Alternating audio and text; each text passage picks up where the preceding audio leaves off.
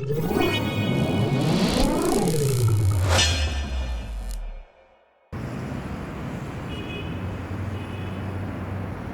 جاوی جان، در سیاره که ما و شما زندگی میکنیم بسیار فکتا، رقم‌های بسیار جالب و نادری هستند که فکر میکنم دانستن درباره آنها بسیار خوب هم هست تا یک اندازه. و یکی از همین گونه فکت ها این است که در سیاره که ما به سر میبریم چندین سالها قبل دینозاورها زندگی میکردن و امروز کسی آنها رو ندیده است و تنها از روی سرچشمه ها میبینن، میخوانن و تنها رسم آنها رو میبینن که گویا دینозاورهایی بودن و سر میبردن، زندگی میکردن و حتی شاید حیوانها هم بودن که خیلی عظیم جثه بودن. و حالا من از شما میخواستم بپرسم که دینозاورها چگونه نیست شدن و آیا واقعا دینозاورها وجود داشتن و دینозاورها کی به وجود آمده بودند؟ در این باره فکر خودتون رو ابراز می‌داشته؟ بله، واقعا درباره دینозاورها بسیار گفتند و حتی رسمی آنها را کشیدند و با ما نشان دادند، اما هیچ کسی آنها را ندیده است. ولی موجودیت آنها را از روی بازمانده های سنگ شده آنها میتوان مشاهده کرد. یعنی امروز وقتی که زمین شناسان قبط‌های جنس‌های کوهی را می‌آموزند، در قبطی آنها بازمانده های سنگی حیواناتی را می‌یابند که شکل استخوان حیوانات را در خود حفظ کرد. خب از روی اون شکل و آن اندازه و آن آناتومی که در خودی بازمانده های سنگی می‌بینند، می‌توانند عالمان به خلاصه آیند که همین گونه حیوانات در روی زمین زندگی می‌کنند. آنها البته طول صدها میلیون سال در روی زمین حیات به سر می‌بردند، تحول می‌کردند و در نهایت نابود شدند. خب امروز بیشتر صحبت درباره نابود شوی آنها می‌رود، چون نابود شوی آنها یک حادثه تاریخی بود که 90% ارگانیسم‌های بیولوژی در روی زمین نابود گشتند و این یک حادثه است که می‌تواند با سیاره و حیات در روی آن حالا نیز تهدید کند. خب به همین خاطر این موضوع جالب است و نابود شوی آنها، آیدیان که چگونه آنها نابود شدند، نظریه های زیادی هست و یکی از آنها میگوید که آنها در نتیجه فرو آمدن شهاب در روی زمین نابود گشتند. یعنی شهاب، استروید بر روی زمین میافتد، اندازه آن با 10 کیلومتر، یعنی قطر آن را 10 کیلومتر بها دادند و در نتیجه افتش آن یک کراتر به وجود آمد که دیامتر آن قطر آن 180 کیلومتر را تشکیل داد. خب وقتی که این استروید میافتد، چنگ و غبار و خاکستری زیاده به اندازه 15 تریلیون تن به اتمسفر پرتاب می شود. وقتی که این چنگ و غبار پرتاب می شود،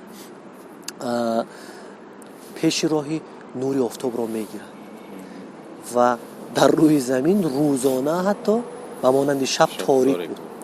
خب وقتی که نور آفتاب بر روی زمین نمی افتد، روند فتوسینتز باز می ماند و این سبب می شود که ترکیب اکسیژن در اتمسفر کم شود، چون فتوسینتز رستنی ها است که اکسیژن را حاصل میکنند و به اتمسفر پرتاب میکنند، ما اون را نفس میکشیم، دیگر حیوانات نیست. خب این باعث میشود که ترکیب اکسیژن در اتمسفر کم شود و خودی رستنی ها نابود گردند. وقتی که رستنی ها نابود میگردند، خوراک برای حیوانات، غذا برای حیوانات البته نابود میشود. حیوانات نیست که گرسنه میمونند، اونها نیز نابود میشوند و این حالت تقریبا 16 سال دوام مییابد. شما تصور کنید که زمستانی 16 ساله با وجود نبودن نور آفتاب. بله. خب این باعث میشود که نه همه بلکه 90% حیوانات و رستنی های روی زمین نابود گردند. و شما گفته می‌دونید که تاریخ پیدایش دینозاورها تقریبا چندین سال پیش بود و این عاملی که شما بیان کرده تقریبا کدام سالها رخ داده بود؟ خب من حالا رقم دقیق رو با شما گفتن نمیتونم، ولی آنها تقریبا 150 میلیون سال حیات به سر بردن در روی زمین، ولی نابود شویشان 65 میلیون سال پیش رخ داد. کدام سرچشمه‌های معتمدی هستند که این رقم را ثابت میکنند؟ خب این رقم رو از روی یک چند مشاهده ها معین کردن. خب اول اینکه وقتی که سبب اساسی نابود شوی دینозاورها رو میجستن با یک مشاهده دچار شدن که در یک وقت در یک قبط با نابود شوی دینозاورها، وقتی قبط های جنس های کوهی رو میآموزیم در یک قبط، یعنی وقتی که دینозاورها نابود شدن در همان قبط بازمانده های سنگیشون امروز محفوظ است و در همان قبط در همان دوره خب کراتری این شهاب نام برده هم رو دریافت کردن. این کراتر در نیم جزیره یوکاتن مکزیک قرار دارد، دیامتر آن 180 کیلومتر است و وقتی که شهاب بر روی زمین میافتد با یک فشار و سرعت بلند میافتد، جنس‌های کوهی که در زیر آن هستند تغییر می‌یابند و زیر فشار مینرال‌های نو به وجود می‌آیند. وقتی که ما اون مینرال‌ها رو ترکیب شیمیاییشون رو تحلیل می‌کنیم، ایزوتوپ‌های آنها رو گرفته می‌آموزیم، از روی آن سینوسوال دقیق افتش شهاب رو می‌تونیم معاین کنیم. خب سینوسوال افتش این شهاب 65 میلیون سال است. در برابر این در قبط جنس‌های کوهی که در بحر به وجود می‌آیند، آهکسنگ ها، در آن قبط ترکیب بلندی المنتی ایریدی را مشاهده می نماییم. خب این المنت اساسا در منطقه زمین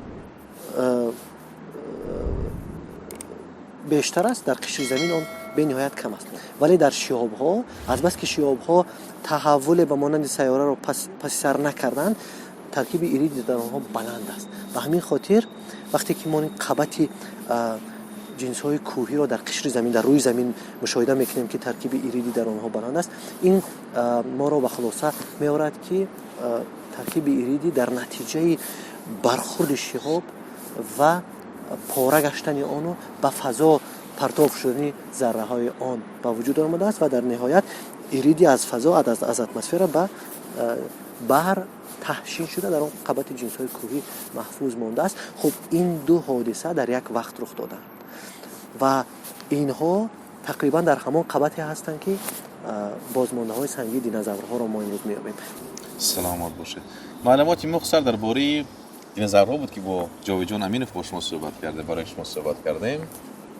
با مرکز خرد میمونه تا بهترین و قصه‌های بسیار جالبی علمی را ما برای شما پیشکش کنیم.